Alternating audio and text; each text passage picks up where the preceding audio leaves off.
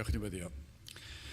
Diolch yn eto Duw am gyfle arall i ddod ger dyfron ac i ni'n cyflwyno'n hamser i ti yn gofyn ti dri garhau wrthym i dywallt ysbryd arno. Bendithion ni nawr i ni'n gofyn hyn o trwy enw ac heiddiant yn harglwydd Iesu Grist. Amen. Dewch ni ddechrau trwy gael ni'r emir i 467. 467 ar fôr tymheslog teithio'r wyf i fyd sydd well i fyw gan wenu ar ei stormydd oll fy nhad sydd wrth y lliw. 467 gen i sefyll i'w chanu.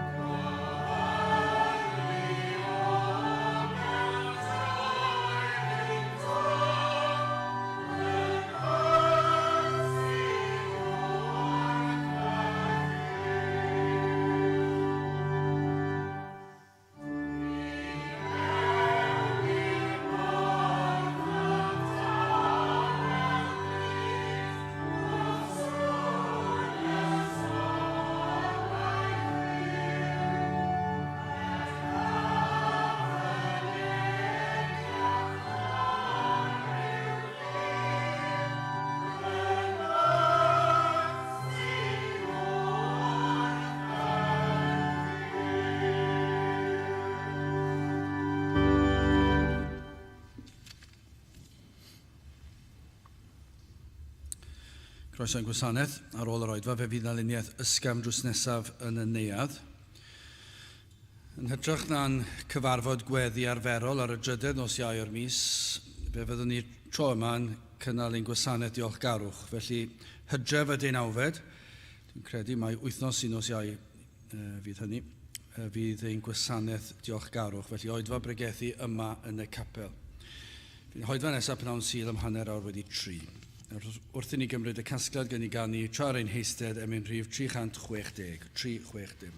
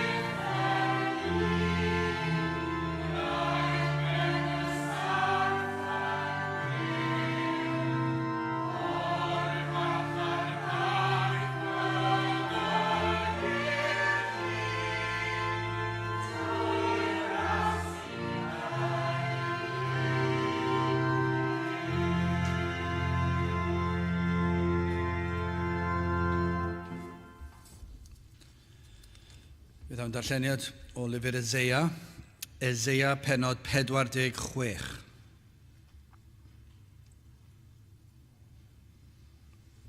Eseia 46 ac yn dechrau yn yr adnod gyntaf. Crymodd bel plygodd nebo ei delwau oedd ar fwystfilod ac ar anifeiliaid, eich clyd a lwythwyd yn drwm, llwyth ydynt i'r diffygiol, gostyngant, cydgrymant, ni allent achub y llwyth, ond eithant mewn caethiwed ei hunan. Ti Jacob, gwrandewch arna fi, a holl weddill ti Israel, yr rhai a ddigbwyd gennyf o'r groth ac ar weddwyd o'r bri. Hyd henaint hefyd mae fi yw, mae fi a'ch dygaf hyd o'n i benwynoch gwneithym, ar weddaf hefyd, dygaf a gwaredaf chwi. I bwy ymgwnewch yn debyg ac cystedlwch ac cyffalebwch fel y byddom debyg, hwy a wastraffant air o'r pwrs ac a bwysant arian mewn clorian a gyflogant eirich ac efe a'i gweithio yn ddiw, gostyngant ac ymgrymant, dygant ef ar ysgwyddau, dygant ef ac a'i gosodant yn ei le, ac efe a'i saif, ni sifil o'i le, os llefa un arno, nid etib, ac ni sgwared ef o'i gystydd. Cofiwch hyn a byddwch wir, atgofiwch droseddwyr, cofiwch y pethau gynt erioed canys mae fi ydwyf ddiw ac nid neb arall, diw ydwyf ac heb fy math, yn mynegu y diwedd o'r dechreuad ac cynt yr hyn i wnaud eto yn dywedyd fy nghyngor a saif am holl ewyllus a wnaf, yn galw a deryn o'r dwyrain y gŵr a wnaf yng nghyngor o wlad bell, dywedais i a mi a'i dygaf i ben, mi a'i lluniais a mi a'i gwnaf. Gwrandewch arna fi yr rhai cedir yn galon, yr rhai pell oddi wrth gyfiawnder. Neseais fy nghyfiawnder ni bydd bell am iachawdwriaeth nid erys, rhoddaf hefyd iachawdwriaeth yn Seion i'm gogoniant Israel. Byddai bendith Duw ar ei air sanctaidd ef. Gadewch ni nawr droi at ein harglwydd mewn gweddi. Ni'n diolch i ti unwaith eto Dduw am gyfle arall i ddod ger dy fron, i ddod at ein tad nefol, i ddod at ein tad sydd yn gwybod y cyfan amdanom sydd wedi darparu popeth sydd yn angenrheidiol ar ein cyfer, ac felly ni yn gallu dod ger dy fron gan ein bod yn dod trwy enw a thrwy heiddiannau dy fab a'n gwaredwr yr arglwydd Iesu Grist, ac i ni yn sefyll o'th flaen o Dduw, yn bechaduriaid, yn rhai sydd yn dadl di lawr dro ar ôl tro, yn rhai sydd yn crwydro un ochr i'r llall. Ond o Dduw, os yn blant i ti yn blant i ti hyd tragwyddoldeb, ac felly o Dduw fel rhai sydd yn dod at ti yn gwisgo clogin cyfiawnder dy fab a'n gwaredwr, fel rhai sydd wedi cael ei golchi'n llwyr lan yng ngwaed yr arglwydd Iesu Grist, ac felly ni'n dod ein methiannau, yn dod yn hyderus ger dy fron, yn dod i thorseddfainc yn gwybod mae gorseddfainc o ras yw hi, ac felly ni yn gallu dod yn hyderus dy fod yn ein croesawu, yn ein clywed, yn ein gwrando, ac yn ateb gweddiad y blant sydd yn unol a ddywyllus di. Ac felly o Dduw i ni'n gwybod, ein bod yn dod ac yn gofyn y pethau hyn sydd yn iawn ac yn dda i'w gofyn, yn gofyn o Dduw i ti ddod lawr ein plith.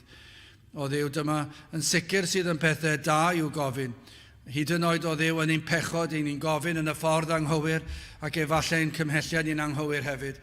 Ond eto i gyd o Dduw i ni'n gwybod mae peth da i'w gofyn, i ti ddod lawr ein plith, i ti bresynoli dy hun yma yn ein canol ni.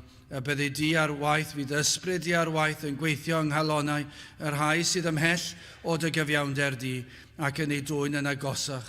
O Dduw, i ni yn gweddio, y bydd yn dymuniad ni yn fwy na dim byd arall i'w nesau at Dduw, gan ei fod yn dda i ni. Felly o Dduw, tyrd gweithio yn ein plith, i ni'n gofyn i ti rhoi disgwyliadau mawr i ni, i ni yn byw mewn dyddiau tywyll, ac eto Dduw, yr wyt ti'n Dduw sydd yn holl alluog ac yn abal i wneud y cyfan sydd yn angenrheidiol. O Dduw, yr wyt ti'n gallu trwy rhoi dy gorchymyn, ac yr wyt ti'n gallu trawsnewid enaid, ti'n gallu trawsnewid dinas, cenedl, byd hyd yn oed o Dduw, os mai dyna yw dywyllus di. Ac felly ni yn gofyn o Dduw a byddu di yn gweld yn iawn i ddod lawr ein plith ac i weithio yn rymus unwaith eto yma yn ein hoedfa ni a mewn oedfaon eraill lle mae dy blant yn ymgynnull, dy blant ffyddlon yn dod i gyhoeddi dy air. I ni'n gofyn i ti o Dduw i'w bendithio ac i ddod lawr i'n plith. Felly o Dduw, i ni yn cyflwyno yr amser yma i ddofal di. Helpa ni yn ein gwendid o Dduw, i ni mor ymwybodol o'n gwendid a'n methiannau, mor rhwydd ac mor gyflym mae'n meddyliau ni'n crwydro mewn oedfa. I ni'n gofyn i ti rhoi y nerth corfforol sydd ei hangen, ac hefyd y nerth ysbrydol i dy geisio di gyda'n holl nerth, ac i dy ddoli di ac i ddyrchafu dy enw. I ni'n gofyn am ein gwlad ar ei ti trigarhau wrth ein gwlad. I ni'n cael ein hatgoffa o'r newydd bore yma unwaith eto o pa mor bell mae'n gwlad wedi mynd. Wrth weld yr miloedd ar filoedd o bobl yn torri dy ddydd di, i ni yn gofyn o Dduw i ti roi ffydd i ni ddisgwyl pethau fod yn bosib i ti i newid y wlad hon, i agor llygaid y deillion mwyn iddynt weld ei pechod, i weld ei bod yn torri dy air di, dy ddydd di, o Dduw tyrd. Rho baich i ni am eneidiau, rho baich i ni am ein gwlad. I ni'n gofyn i ti'n helpu ni heddi yma i fod yr hyn dylsen ni fod, a byddwn ni hefyd yn cael y dymuniad a'r nerth i fod yn oleuni mewn gwlad tywyll iawn. Felly o Dduw tyrd, tywallt ysbryd arnom, arwen i diogelan amser nawr. I ni'n gofyn hyn ôl trwy enw ac heiddiad neu'n harglwydd Iesu Grist. Amen.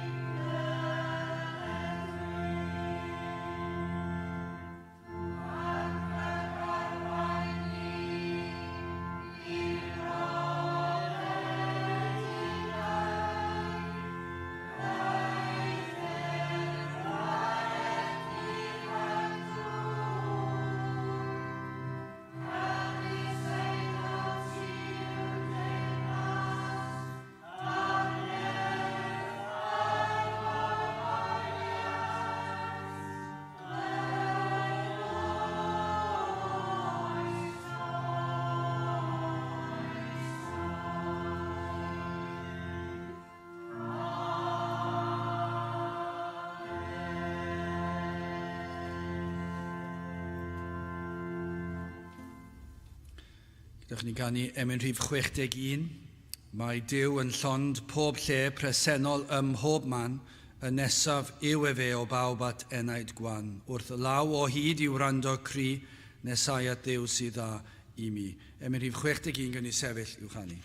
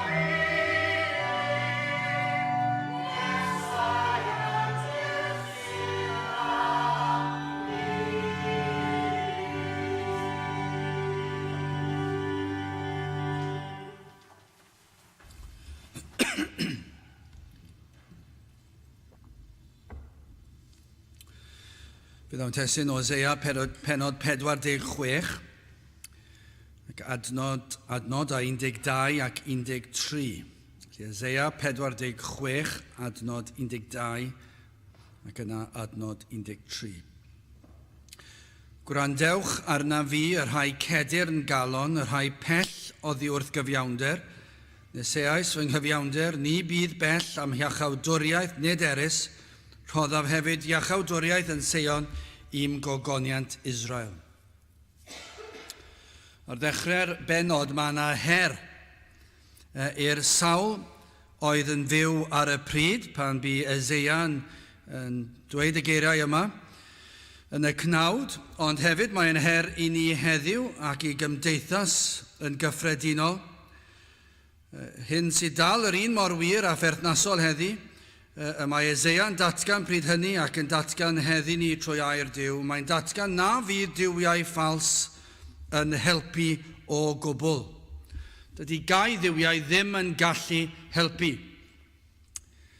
Pa bynnag fath o dduw ydynt, pa bynnag mor dair i ni yn gweddio tuag atynt ac yn byw ein bywydau amdanyn nhw ac yn rhoi ein hamser ni beth bynnag yw yma eilinod o bob math, yr hyn sydd yn wir, mae methu oedd ei hanes, does dim un adroddiad hanesyddol o dduwiau ffals yn gallu bod o unrhyw fydd i neb. Ac mae hynny'n wir heddi, ac fe fydd e'n wir hefyd yn y dyfodol. Bod eilinod o bob math, y rhai traddodiadol, rhai sydd wedi cael ei gwneud allan o air ac arian, ac hefyd diwiau o fateroldeb. Unrhyw fath o ddiwiau i ni yn creu yn ein bywydau, does dim llwyddiant ar ei cyfer nhw. Adnod 1, crymodd bel, plygodd nebo, ei delwau oedd ar fwyst filod ac ar anifeiliaid. Eich clud a lwythwyd yn drwm, llwyth ydynt i'r diffygio. Hynny yw, mae yna ddewyd fan hyn a bydd yr rhain i sicrwydd yn methu. Mae Esea'n dweud i sicrwydd. Does dim gobeith gan rhain i lwyddo. Maen nhw'n mynd i fethu. Ac mae'n dweud pan gorchfygwyr Babylon, fe dynnu'r y delwau yma lawr o'i mannau nhw, ble bynnag maen nhw'n cael ei gosod, ac fydden nhw'n cael ei taflu wrth draed y milwyr. Fydd yn ei gorchfygu nhw. Ac yna be maen nhw'n mynd i wneud? Mae'r milwyr, gan bod nhw wedi cael ei wneud allan o air ac arian, yn ei codi nhw o'r llawr, ac yn ei gosod nhw ar eu ceffylau nhw ac yn llwytho eu ceffylau nhw a'i dwg nhw i ffwrdd. Dyna yw delwau, dyna'r diwiau yma sydd mor gryf yn ôl y pobl sydd yn plygu lawr ger eu bron nhw. Bod byddin yn gallu dod, yn gallu gwthio nhw dros y bwr, petai delw gen i fan hyn nawr, dyna gyd bydd rhaid i fi wneud yw ymestyn fy mreichiau a bydden nhw ar y llawr. Ac yna, mwyn i'r ddelw godi, bydde rhaid i rywun dod fyny a pigo fel an a'i roed ar y bwrdd. Nawr, bydde ni ddim wir eisiau gweddio mewn amser o gyfyngder i rhywbeth sydd yn gallu syrthio lawr felly. A sydd ddim yn gallu codi ar ei draed ei hunan a cael ei ailosod ar y ford. A ddim yn gallu gwrando, ddim yn gallu clywed, ddim yn gallu arogli, na dim byd. Ond dyna be mae'n dweud fan hyn, fi fydd rhain yn cael ei gorchfygu fi nhw wrth draed y milwyr, yn cael ei gosod ar y cyffylau a fydd rhain yn mynd â nhw i ffwrdd. Mae yna ddewyd pendant o iachawdwriaeth a chybiaeth yn y benod yma. A chybiaeth yn gyntaf o Babylon o gwaethiwed, ond hefyd mae yna fel trwy gydol Esea a ddewyd o achubiaeth yr enaid. Ac yr holl wrthwynebiad tuag at Dduw, yr addewyd, bydd pobl Dduw yn gwrthwynebu Duw, fydd y Babyloniaid yn gwrthwynebu Duw, fydd pob un yn gwrthwynebu Duw, beth mae Esea'n dweud fan hyn, fe fydd Duw yn achub. Nad oes neb yn ei heiddi fe fydd yn achub. Fe fydd yn darparu iachawdwriaeth ar ei cyfer nhw. Fe fydd yn trigarhau. Dydy'r bobl ddim yn ei heiddi nac yn ei ddymuno. Wel, gyda chi symud ymlaen. Yn gyntaf, hoffwn i edrych ar y diffyg hunan gyfiawnder, ac yna galwad i'w wrando ac yna'n olaf rhyfeddod gras. Wel, yn gyntaf, diffyg hunan gyfiawnder, y 12fed adnod yn y benod yma. Gwrandewch arna fi y rhai cedir yn galon, y rhai pell oddi wrth gyfiawnder. Nawr, Dim yn aml byddwn ni'n dweud bod yn haws yn y Saesneg i ddarllen yr adnod, ond dwi'n mynd i ddarllen yn Saesneg, ond o ran i ddisgrifiad, mae cedir yn galon yn gallu, ar y darlleniad cyntaf, i'ch gallu meddwl, wel, be mae hwnna'n ei olygu? Dwi'n yn swnio fel mae'n golygu yr hyn mae Eseia yn ceisio i ddweud.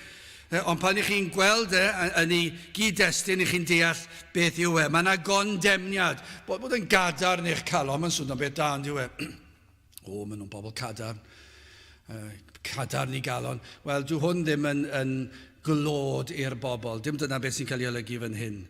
Cael eich galw yn gadarn o galon neu yn styfnig, yn benderfynol o aros yn eich safbwynt, beth bynnag a ddaw, yn stwbwrn. Dyna cadarn o galon fan hyn.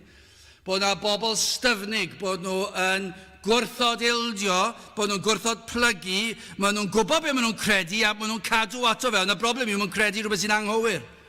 Na, mae hwnna'n gwbl wahanol i rywun sy'n gwybod beth maen nhw'n credu ac yn gwrthod ildio. Fel Luther yn dweud, dyma beth dwi'n ei credu a fedra i ddim wneud dim byd arall. Na, mae hwnna'n wahanol. Mi fydden ni'n gobeithio fydde pobl am ein cyhyddo ni fan hyn o fod yn styfnig am y gwirionedd. Yn anffodus, does dim llawer o reini ar ôl bellach. Maen nhw wedi cyd yn ffurfio ers degawdau bellach. Dim llawer sydd ar ôl yn y wlad hon sydd yn styfnig am y pethau cywir. Ond nid yna beth sydd fan hyn. Styfnigrwydd mewn rhywbeth sydd ddim yn gywir. Fe gelwyr fan hyn nifer o'r Iddewon yn styfnig, yn gadarn galon. Rhai oedd wedi gwrthod ildio iair Duw yn styfnig ei ffyrdd. Roedden nhw'n llawn balchder ac yn dilyn llwybr a fradlon yn bobl Dduw. Yr Israeliaid yr Iddewon. O, mae hwn yn disgrifiad o bob math o bobl yn diwe. Beth awn ni'n dechrau nawr? Disgrifio'r styfnig tuag at gwir bethau Dduw. Yn sicr, mi fydden ni'n gallu cyfeirio at y digrefydd, achos maen nhw'n styfnig. Yn sicr maen nhw'n bobl styfnig, maent yn byw yn ddyddiol yn ei hangrediniaeth, ond ydyn nhw. A does dim pwrpas dweud maen nhw'n byw mewn anwybodaeth, achos ar ddiwedd y dydd maen nhw'n atebol.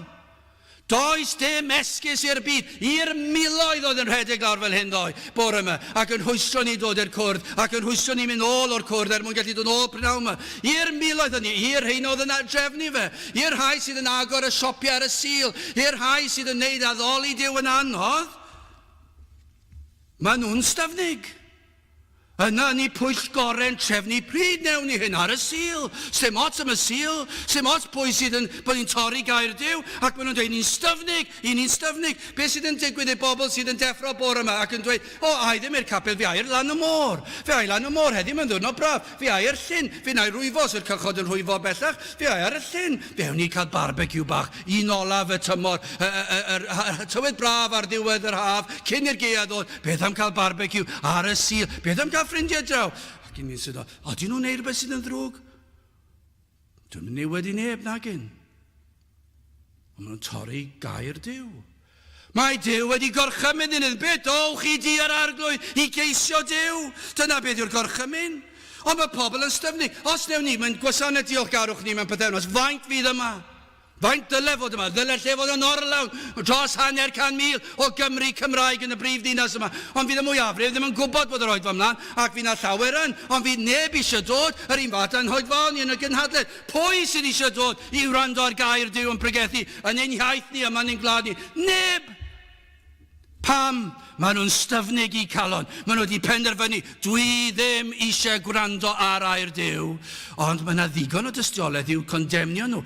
Mae'r awyr yn las, mae'r cymylau'n bert, machlud hael, mae yw yn brydferth i weld machlud hael. Gweld yr arfordir a'r môr o gwmpas ein gwlad ni. Does gan dim un Cymro esgus i ddweud, doeddwn ni ddim yn gwybod bod i fod i geisio Duw. Dim un esgus! Mae yna ddigon y myd natur i'w condemnio nhw. Dydych chi ddim wedi ceisio Duw. Mae'r byd yn ddyddiol, yn gwrthod, yn gadarn neu calon. Peidiwch chi a dod ar efengil i fi. Does dim awydd o gwbl i glywed, heb sôn am ystyried. Does dim ystyried o'r posibilrwydd ei bod nhw'n anghywir. Chi'n gweld, chi'n mynd i'r gwaith, chi'n mynd i'r strydoedd, unrhyw le, chi'n yng nghanol y byd. Does dim hyd yn oed eiliad o ystyried bod nhw wedi gwneud unrhyw beth yn anghywir. Dyn nhw ddim yn meddwl o beth. Maen nhw'n benderfynol yn ei ffyrdd. Calon galed, styfnig, stwbwrn. Peidiwch chi a siarad â fi am yr enaid. Peidiwch chi a mentro dweud fy mod i'n anghywir. Mae gen, dwi'n byw yn dda. Dwi'n helpu fy nghymdogion. Dwi wedi trio fy ngorau. Dwi ddim wedi dwyn, dwi ddim wedi lladd. Ac felly dwi'n iawn. Dwi'n mynd i capel pasg a dolyg, falle. Falle'n amlach na. Falle bob di Sul dwi'n mynd i'r capel. Peidiwch chi a dweud fy mod i'n anghywir. Dyna beth sydd fan hyn. A maen nhw'n mynd o bleser i bleser, heb ystyried eu cyflwr. Petai'r rhai am ychydig yn meddwl am fater yn yr enaid, am eiliad, mor ystyfnig ydynt. Byddant yn boddi'r ystyriaeth cyn gynted ag y bo modd. Ond nid yw'n wir. Os oes na rhai am eiliad yn y byd yn dechrau meddwl, a ydw i'n iawn? I wrthod gair Duw? Ac yna beth sydd yn digwydd, dyn nhw ddim yn licio'r teimlad na, felly be maen nhw'n neud? Llenwi'r wythnos gyda rhywbeth i foddi'r ystyriaeth yna. O, peidiwch â meddwl gormod. Dyn ni'n eisiau meddwl am fywyd, ni'n eisiau meddwl am farwolaeth. Yn sicr, ni ddim eisiau meddwl am dragwyddoldeb. O, mae hwnna rhy ddwys na i adael i bobl eraill feddwl am hwnna. Ac felly, maen nhw'n styfnig, maen nhw'n gwrthod ildio, maen nhw'n gwrthod meddwl, a maen nhw'n byw o ddydd i ddydd. Mor styfnig, mor benderfynol na fydd dim byd yn amharu ar eu bywyd cyffyrddus nhw. Deffro bore di llun, mynd i'r gwaith neu beth bynnag, neu mae rhyw batrwm bach dyn nhw, di Mawrth, di Mercher, di Gwener yn dod i Sadwrn hyfryd, mwynhau rhyw drip bach di Sul, diwrnod i'r teulu nôl i di llun, ac mae wythnos yn mynd, mae mis yn mynd, blwyddyn yn mynd, yna mae degawd yn mynd. O'n i'n meddwl o dydd o blaen, dros 30 o flynyddoedd dwi'n credu ers i fi fod yn y coleg. Ac o'n i'n meddwl am y rhai o'n i'n ymwneud â nhw yn y coleg oedd yn styfnig ei ffyrdd. Yr rhai, efallai, pan o'ch chi'n gwneud gwahanol bethau, gemau, chwaraeon ac yn y blaen, oedd yn rhefygu pan o'n nhw'n gweld chi'n dod. Rhai oedd yn cael gigl bach, o dyma'r Cristnogion yn dod. Rhai oedd yn gwrthod dod i'r cwrdd pan oedd oedfa arbennig. Am y 30 wedi mynd. Maen nhw dal yr un mor styfnig. Maen nhw'n patrwm. Mae patrwm bywyd yn nhw. Maen nhw wedi setlo nawr. Mae gan nhw plant nawr. Maen nhw'n edrych ar ôl i plant. A mae plant nhw nawr yn mynd i gwersi nofio, gwersi criced, gwersi peldroed, gwersi dawnsio, gwersi pob math o wersi, piano, trwmped, teli, be bynnag yw e. Gwersi, hyfforddiant, ysgol tro di. Neud yn siŵr bod chi'n cael graddau da, tygau a lefel A. Yna maen nhw'n mynd i'r coleg. Ac yna fi'n y gynhedlaeth arall yn mynd heibio. A'r holl amser yma, mae tragwyddoldeb yn agosau ar y gorwel. Ac maen nhw'n gwrthod meddwl. A mae bywyd yn mynd, mae'n mynd mor gloi. Ac maen nhw'n dweud, does dim byd yn mynd i amharu ar fy mywyd i. Sneb yn mynd i amharu ar fy mywyd i. Peidiwch da chi a sbwylo fy ngwyliau fi. Peidiwch a sbwylo fy mhenwythnosau fi. Peidiwch a sbwylo fy nydd Sul i. O na, mae rhai fi cael di Sul ac yfed i llun. A dyna sy'n mae'r byd yn byw. Ac felly mae'r gair yn condemnio nhw. Mae nhw'n galon galed, mae nhw'n galon sydd yn styfnig. Cadarn neu calon. Ac maen nhw'n eitha hapus, chwm pam? Achos bod y mwyafrif o'r byd yn byw fel nhw. Ac maen nhw'n digon hapus ei byd gan bod y mwyafrif yn byw fel nhw. Yn dilyn yr un llwybr sydd yn groes i air Duw, ond mae'r mwyafrif ar y llwybr yma, sdim ots. A maen nhw'n dweud, wel, mae byd y cyfryngau ar ein hochr ni. Ac maen nhw'n dilyn llwybr gwbl wahanol i'r hyn a ddywed gair Duw wrthym. Felly ni'n dilyn be mae'r cyfryngau yn dweud wrthyn ni, y cylchgronau.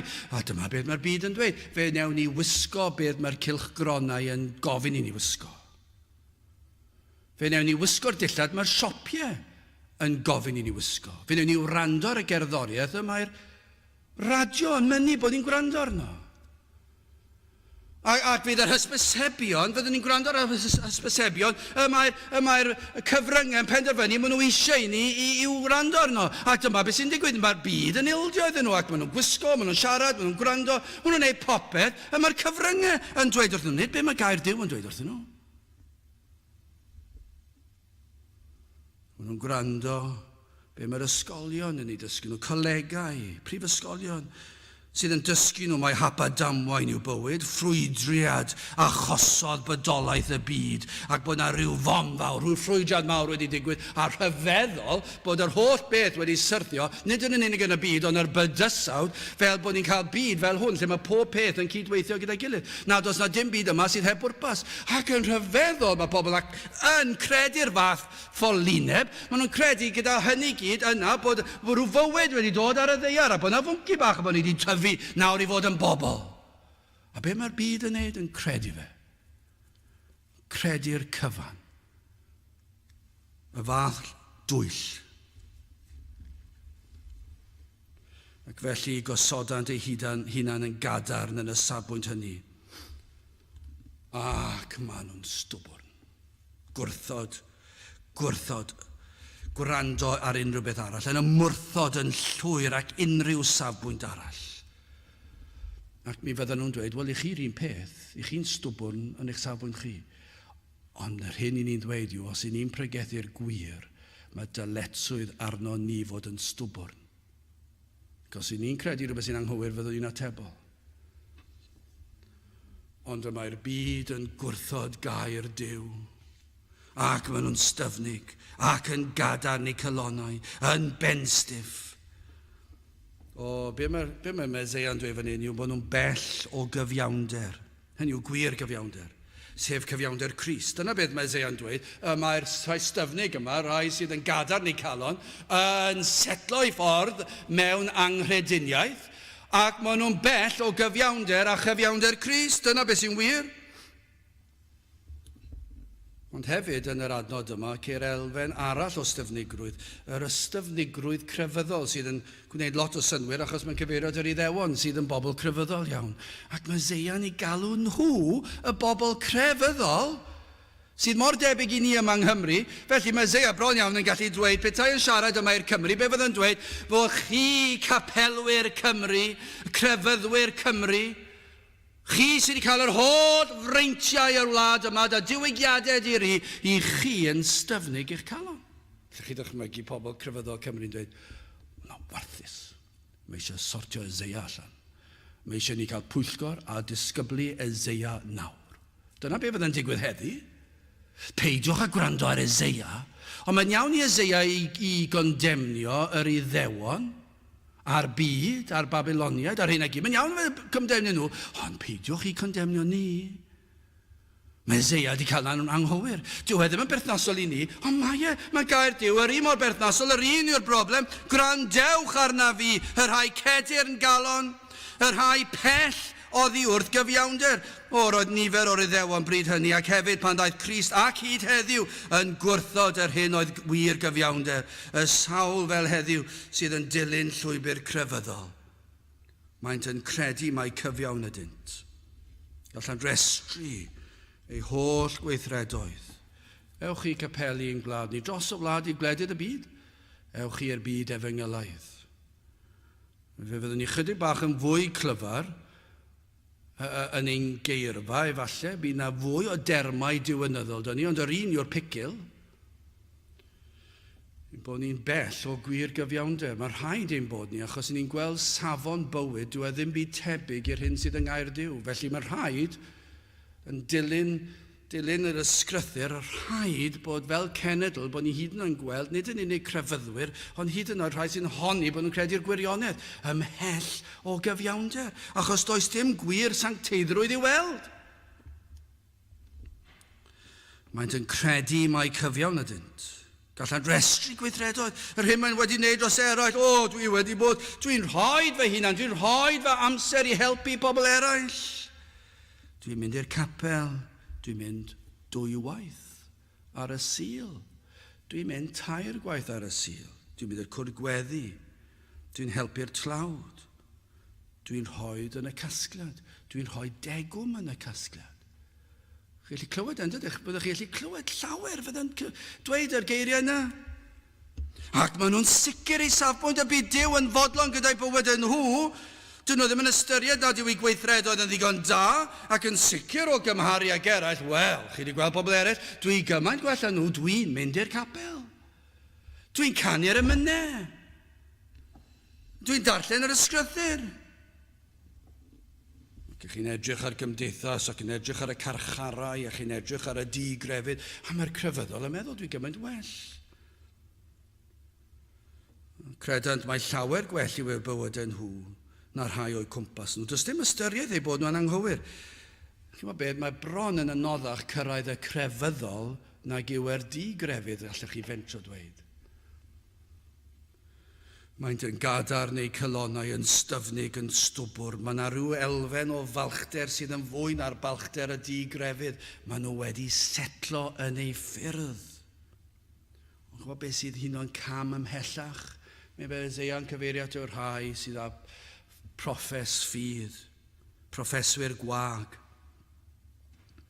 Nid yn unig ei bod yn pwyso ar ei gweithredoedd ac maen nhw'n gallu rhesu, wel, dwi'n mynd i capel a dwi'n ein y llall a dwi'n tystiolaethu a dwi'n ei popeth, dwi'n helpu da pobl ifanc a dwi'n siarad y pobl am yr efengil a mae'r rhestr hir o bethau maen nhw'n gallu dweud hyd i braich nhw a mwy y ddwy fraich ac maen nhw'n dweud drychwch, wrth gwrs fy mod i'n Gristion, wrth gwrs fy mod i'n grediniwr a maen nhw'n credu bod nhw'n iawn, dwi wedi gwneud hyn a'r llall a dwi wedi gwneud proffes.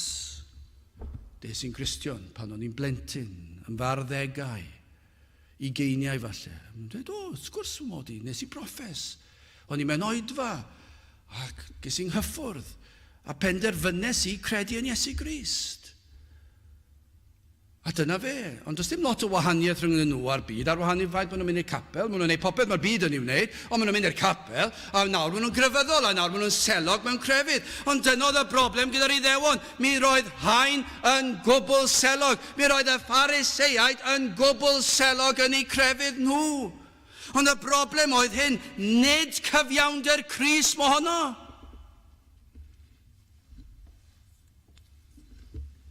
Mae'r rhain yn perswadio ei hunan, does dim angen gwrando ar y rhai eithafol yma fel Eseia. Mae Eseia mynd dros ben llestri. Mae hwnnw'n galed, mae e'n gul. Dwi ddim yn deall. Mae'n dod o ryw oes arall. Dwi ddim yn cadw fyny gyda'r oes. Dwi ddim yn moderneiddio. Mae Eseia, mae e yn mynd dros ben llestri. Peidiwch â gwrando ar Eseia.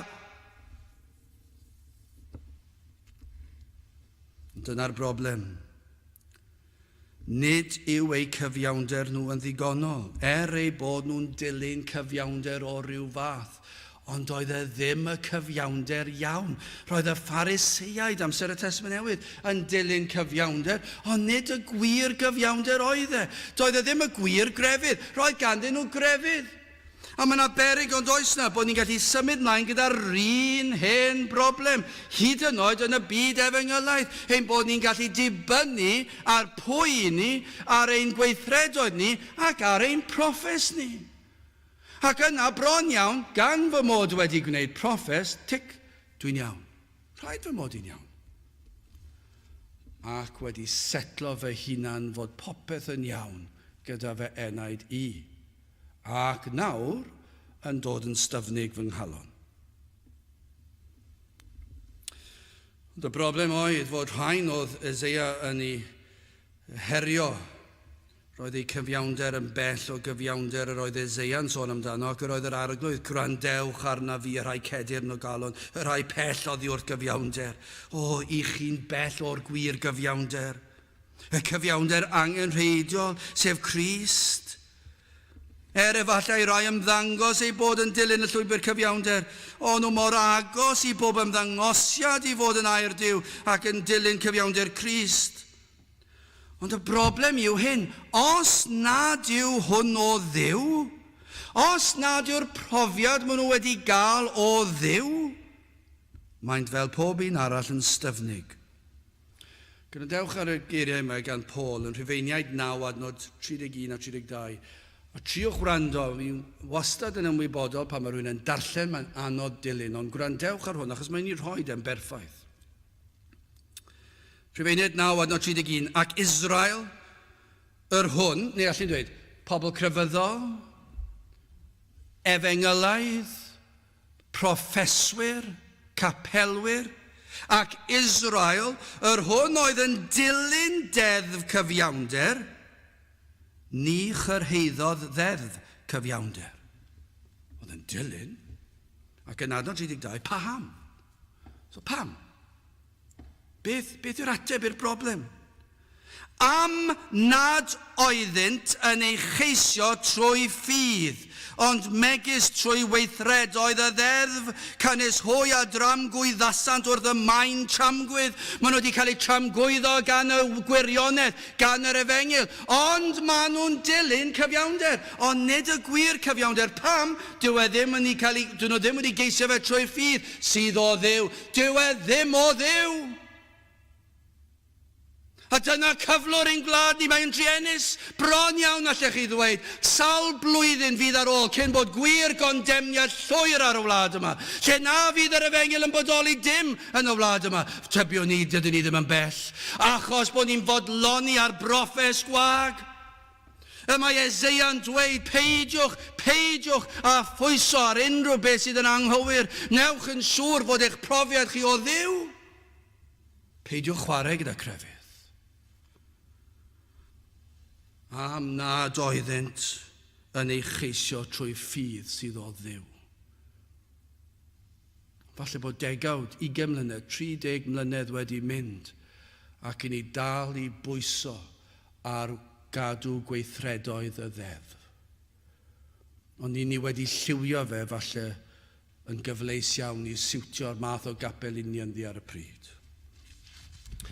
Ni symud ymlaen yn gloi galwad i wrando, wel, adnod 10, gwrandewch arna fi. Gai ofyn, a oes yna rai stwbwr yma heddi? Wel, allai ateb hwnna nawr, yn weddol sicr bod na. Mae'n bosib iawn, ond mae'n debygol iawn.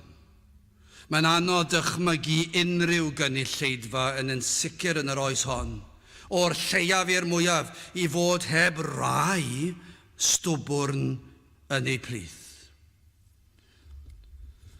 Yn sicr mae'r alwad yma i'r sawl sydd y tu allan heddi, mwyn yn sicr, i'r miloedd oedd yn rhedeg, oedd ddim hyd yn oed yn ystyried bod yn ddydd yr arglwydd.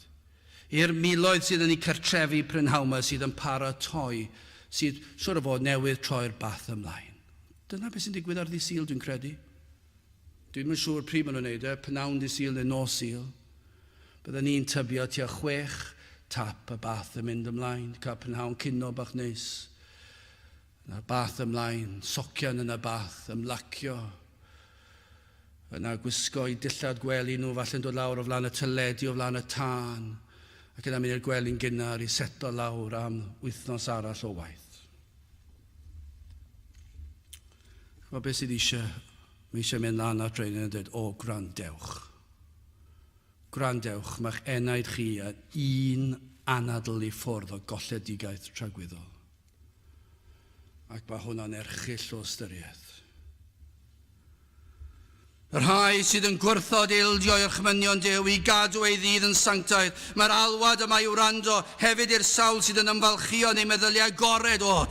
Dyma i chi gondemniad ar wlad. Os fi o na adeg o bechod, erchyll, dyma'r oes, yr rhai sydd yn dyrchafu ei hunan ei bod nhw mor dda, meddwl agored, llawn cariad tuag at bawb ar wahan at y gwirionedd.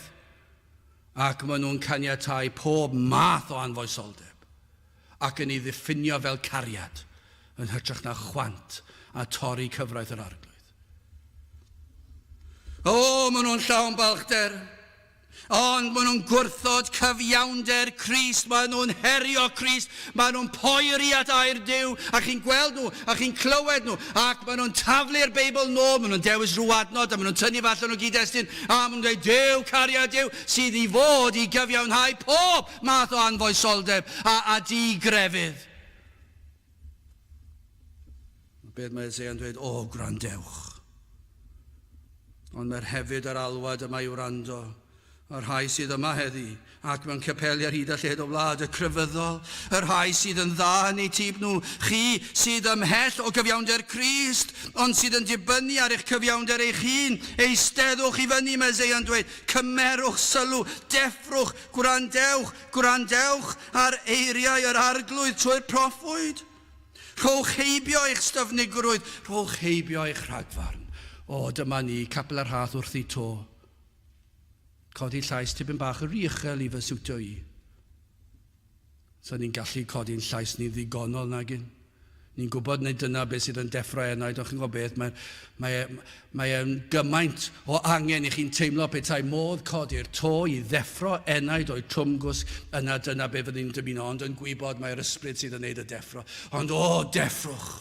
Deffrwch o'ch trwmgwsg, o'ch rhagfarn, ystyriwch hyn, a fydd yna rai yng ngholledigaeth tragwyddol, gan iddynt wrthod wrando ar rai pregethwyr. Mae'r ystyriaeth yma'n erchill o beth. Allech chi ddychmygu os yw'r arglwydd yn agosau mewn oedfa, ond fod rhai wedi penderfynu, dwi ddim yn gwrando ar hwnnw. Dwi ddim yn licio I steile. Fe upsetiodd fi wythnos diwetha.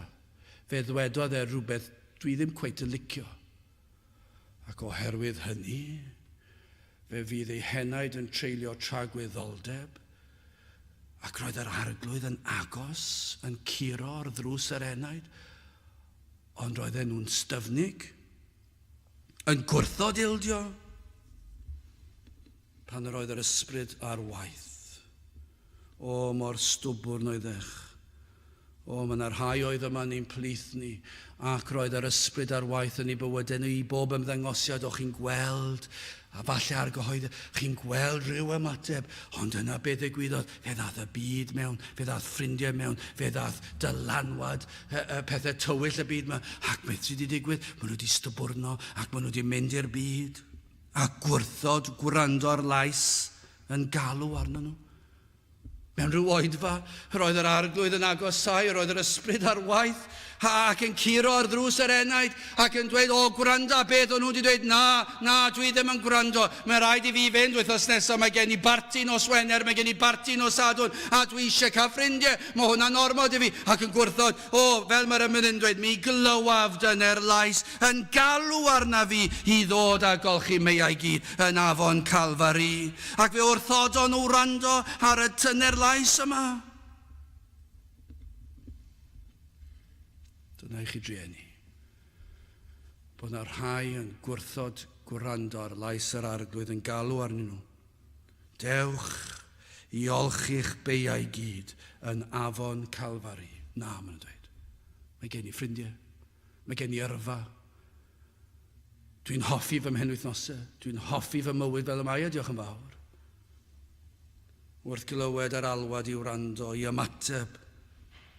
Yn gyntaf yn allanol, gyda'r glist. Mae hwnna'n gamp ond diwe, fel athro, allai tystio hyn. Mae'n gamp I cael plant I wrando gyda'r glist. Heb sôn am cael ei fynd mewn i'r ymenydd. Ond pan ni'n pregethu, mae eisiau mwy na'n does. Mae'n dasg I cael pobl I wrando, yn sicr o bnawn di Sul. Mae'n mor anodd I cael pobl I wrando gyda'r glist. Ond yna, iddo fe gyrraedd yr enaid, yr dymuniad yw hyn, gwrandewch gyda'r glist. Ond yna trwy waith yr ysbryd glân, y bydd yr alwad yn mynd o'r glist allanol I fod yn un mewnol, ysbrydol, yr alwad i'r enaid. Falle mewn oedfa fel hon, ceir atseiniau yr alwad I wrando. Ac I bledio gyda'r enaid colledig I wrando, ac I ystyried, ac I ildio I air Duw. Ond yna trwy ryfedd ffyrdd, mae'r alwad yn cyrraedd y galon. Dyna'n gweddi ni, yw rhywsut bydd yr ysbryd glân ar waith yn peri fod yr geiriau sydd yn cyrraedd y glist, rhywsut yn cyrraedd eich calonau styfnig. Ydych chi wedi ymateb i'r alwad gan yr arglwydd I wrando? Mae'r ymunydd yn mynd ymlaen I ddweud, yr Iesu sy'n fy ngwadd, I dderbyn gyda'i saint, ffydd, gobaith, cariad pur a hedd, a phob rhyw nefol fraint. Dyna'r alwad. Y ffydd yma sydd yn rodd ganddo fe, nid cyfiawnder I chi ni ddilyn trwy'ch gweithredoedd, trwy wneud proffes, trwy dweud dwi wedi penderfynu dilyn Crist. Na, dyw hwnna ddim, mae hwnna fel y Phariseaid, mae hwnna'n ffals, dyw e ddim werth. Mae'r cyfiawnder hynny yn mynd I arwain I golledigaeth, ond yr alwad gan yr arglwydd, yr Iesu sy'n fy ngwadd I dderbyn gyda'i saint, derbyn beth? Ffydd, gobaith, cariad, pur a hedd a phob rhyw nefol fraint. Mae'r arglwydd yn galw arnoch i'ch gwahodd I dderbyn eich iachawdwriaeth. Gwrandewch ar hwn. Dyma'r yn Eseia eto, pennod 55, dyma I chi rhai'r adnodau mwyaf anhygol. Os ydych chi yn stwbwrn, Ac os ych chi'n pwyso ar eich cyfiawnder eich hunan, gwrandewch ar y geiriau yma. Eseia 55, adnod gyntaf, o deiwch i'r dyfroedd. Bob un y mae syched arno i'r hwn, nid oes arian ganddo, deiwch, prynwch a bwytewch, deiwch, prynwch wyn a llaeth heb arian ac heb werth. Paham y gweriwch arian am yr hyn nid ydyw fara. Ach llafur am yr hyn nid yw yn digoni. Gan wrando gwrandewch arna fi a bwytewch yr hyn sydd dda ac ymhyfryded eich enaid mewn braster yn yr Efengil Sanctaidd. Dwi'n mynd stopio fyna, mae Eseia mynd mlaen. Lle chi cael Eseia fan hyn? Bydde ddim eisiau moderneiddio iaith ei hyd yn oed. Mae'n ddigon clir yr Efengil fan hyn. Mae'n dweud yn y trydydd adnod. Gogwyddwch eich clust a deiwch ataf. Gwrandewch a bydd byw eich enaid. A mi awnaf gyfamod tragwyddol a chwi, sef sicr drigareddau Dafydd. Wel rhoddau sef yn dist i'r bobl, yn flaenor ac yn athro i'r boblod. Wele cenedl nid adweini a elwi, a chenhedloedd nid adweinau, di a red atat, mwyn yr arglwydd y ddiw, ac oherwydd Sanct Israel, canis e fe a ddogoneddodd. Ceisiwch, grandewch, dyma un o'r adnodau gorau. Ceisiwch yr arglwydd, tra y galler ei gaelef, gelwch arno, tra fyddo'n agos. Gadewyd y drygionus ei ffordd a'r gŵr anwyr ei feddyliau a dychweled at yr arglwydd ac fe, a gwrandewch ar hwn, ac fe a gymer drigaredd arno ac at ein diw ni oherwydd fe a arbed yn helaeth. Mae'r Efengil yn Eseia bron iawn, allech chi ddweud, yn gliriach na'r unrhyw le arall yn y Testament Newydd. Mae yna trwyddo fe gyd. Mae'n pledio gyda chi i wrando. O, peidiwch a bod yn stwbwn, yn fer iawn i orffen. Yn drydydd, rhyfeddod gras. Adnod 13. Neseiais fy nghyfiawnder, ni bydd bell am iachawdwriaeth nid erys, rhoddaf hefyd iachawdwriaeth yn Zion i'm gogoniant Israel, o dyma yw gras. Pan fod calonau yn gadarn yn erbyn yr arglwydd. Pan mae calonau yn stwbwrn, yn gwrthod dod i'r cwrdd, yn gwrthod ystyried bod na ddiw, a bod na disgwyliadau ar yr enaid. Yn anwybyddu ei air, ei ddydd, ei bobl, ei gyfiawnder, ac eto mae'r arglwydd yn addo dod i'w plith. Beth yw hwnna ond gras? A ddawodd y byddai yn ei hachub, at y sawl oedd ymhell, a ddawodd agosau atynt, neseiais fy nghyfiawnder. Dwi'n dod a fy nghyfiawnder yn agos ato chi. Ganon ni nesau at Duw sydd dda i mi, ond beth sy'n digwydd yw Duw sy'n nesau ato ni. A ddawodd y bydd Iesu Grist yn dod, rhyw ddydd fe ddaw, yr un cyfiawn, yr un sydd wedi dod i gadw'r gyfraith yn eich lle, gwir cyfiawnder. Mae Eseia'n dweud, mae Iesu Grist yn dod, pwyswch arno fe, nid ar eich cyfiawnder chi. Mae un yn mynd i ddod sydd yn mynd i gadw'r gyfraith yn llwyr. Ac mae'n mynd i gymryd y gosb yn llwyr, pwyswch arno fe. Doedd e ddim ymhell, mae'n dod, mae Eseia'n dweud. Cymaint gwell yw pwyso ar hwn a gwrando ar hwn. Ond hefyd mae'n elfen fan hyn bod yn dod yn agos at yr enaid trwy waith yr ysbryd glân. Gelwch arno, ceisiwch yr arglwydd, sut tra galler ei gael, gelwch arno, tra fydd o'n agos. Mae yna adegau y mae'r ysbryd yn agos ato ni. Mae'r arglwydd yn agos ato ni. Mae yna adegau mae'n dod. Ac ych chi'n teimlo i agos atrwydd e. Dyw e ddim ymhell. Mae'r ysbryd glân ar waith, mae e wedi'ch dwysbrigo chi. Falle bod yn agor llygaid yr enaid, ac o'r diwedd mae'r enaid yn gweld pechod, ac yn gweld ein bod wedi torri cyfraith Duw. Ac nawr mae'r enaid wedi deall ei fod yn hunan gyfiawn, ei fod yn pwyso'r gyfiawnder ond nid cyfiawnder Crist. Ac yna mae'r ysbryd yn agos ac mae'n pwyntio'r enaid at y groes ac at Iesu Grist. Nid yn unig fod hwn wedi cadw'r gyfraith yn llwyr, ond mae hwn wedi mynd i'r groes, wedi cael yr hoelion yn ei law ar goron rhaid, ond mae hwn wedi rhoi ei ddwylo pur ar led fe wisgodd goron ddraen, mwyn i'r brwnt gael bod yn wyn fel hyfryd liain maen. Dyna beth mae'r ysbryd glân yn neud pan mae'n agos. Mae'n arwain yr enaid at droed y groes. Ac yno ar y groes, i chi'n gweld y gwaredwr a'r gwaed yn llifo. Ac i chi'n gwybod, mae hwn wedi dioddef nid yn unig yr hoelion a'r goron ddraen, ond mae hwn wedi dioddef di gofaint y tad. Mae'r tad yn rhoi cosbedigaeth uffern am ei holl bobl ar ei fab. A mae'r Iesu yn dioddef hwnna, mae hwnna tu od unrhyw beth. Gall unrhyw un i ddeall. Mae Iesu Grist yn dioddef'r cyfan. Nawr dyna yr arglwydd trwy waith yr ysbryd glân yn agosau at rai nad ydynt am iddo agosau atyn nhw.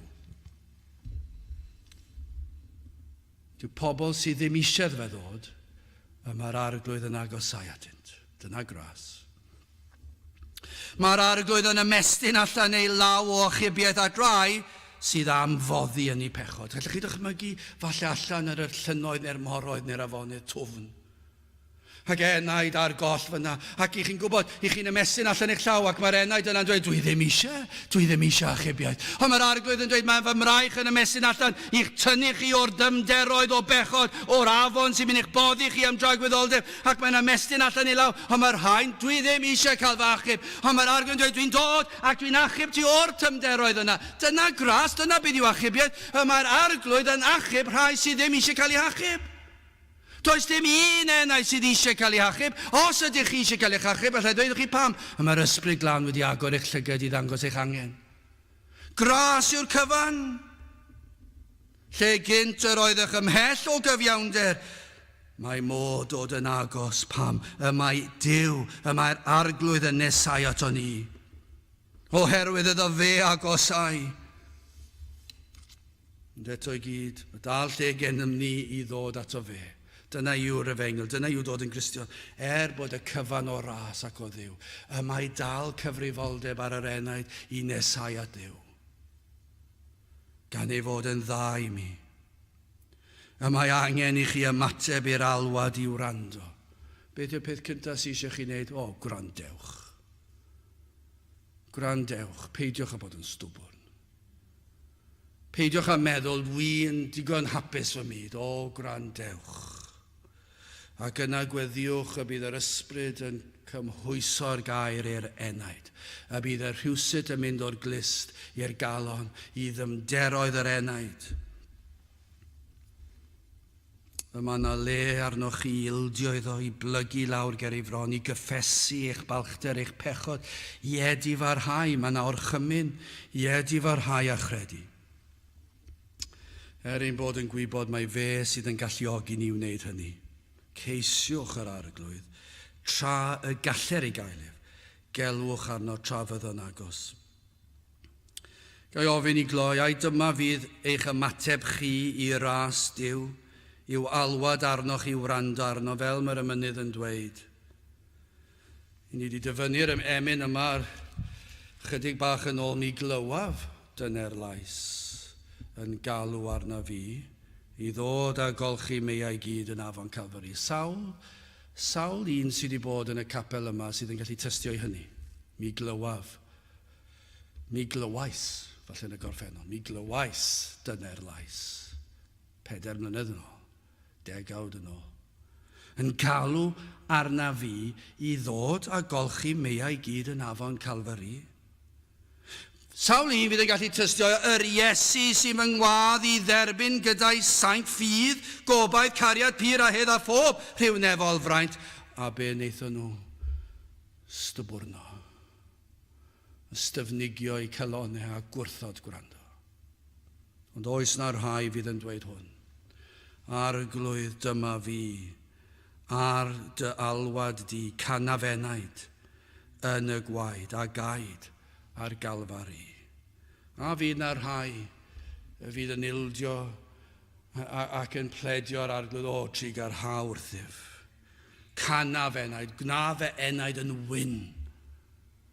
Gna fe enaid yn lan, yn bir lan, sut yn y gwaed a gaid ar galfari. A dyna ddiweddglo addas i'r emyn yma. Pan i chi meddwl am yr adnod yma, adnod 13, neseais fy nghyfiawnder, ni bydd bell. am iachawdwriaeth nid erys, rhoddaf hefyd iachawdwriaeth yn Seion i'm gogoniant Israel. Ac yna ni orffen yr emyn, gogoniant byth am drefn y cymod a'r glanhad. Derbyniaf Iesu fel yr wyf a chanaf am y gwaed. Derbyniaf Iesu fel yr wyf. Oes angen i chi wella eich hunan? Oes angen i rywun ddod i'r capel am y 6 mis nesaf heb golli un oedfa mwyn dod at yr Iesu? Yn sicr na. Oes angen i chi wella eich meddwl chi? Oes angen i chi newid eich ffordd chi? Wel nag oes. Be sydd angen yw hyn, bod chi'n dod at yr groes. Ac mae dod at y groes yn golygu trwy ras i chi wedi cael nerth i droi o'ch pechod ac o'ch cyfiawnder eich hunan at Grist. Chi wedi edifar chi'n dod ac chi wedi cael y ffydd. Mae'r arglwydd wedi dod â chi na, chi wedi credu bod rhywbeth yn mynd i ddigwydd. Ac yna wrth ddod, yma na rhyw brosym, yna rhyw wyrth yn digwydd, dirgelwch. Mae'r arglwydd yn cymeryd eich pechod ac yn ei ohoelio i'r groes ac mae'n rhoi ei gyfiawnder sydd yn eich gorchuddio chi yn llwyr. Sdim eisiau chi wella pa mae Crist wedi gwneud y cyfan. Sdim eisiau chi gael gwared ar eich pechod. Fedrwch chi ddim. Na mae Crist yn eich golchi chi'n bir lan, yn wynach na'r eira, ac mae'n rhoi sicrwydd cadwedigaeth i chi a bywyd tragweddol. Gogoniant byth am drefn y cymod a'r glanhad. Derbyniaf Iesu fel yr wyf a chanaf am y gwaed. O, na fydd na rai yma heddi yn ymuno yn y côr yn canu am waed yr oen am y tro cyntaf. A chanaf am y gwaed. Am waed yr arglwydd Iesu sydd wedi fy ngolchi fi lan. A'r bwy i chi'n ymddiried, a'r beth i chi'n ymddiried.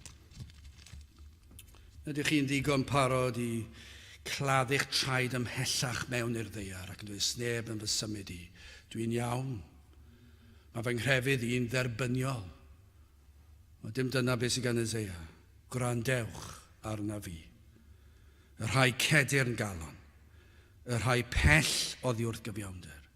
Ar y fengil yw hyn, neseais fy nghyfiawnder, ni bydd bell am iachawdwriaeth nid erys.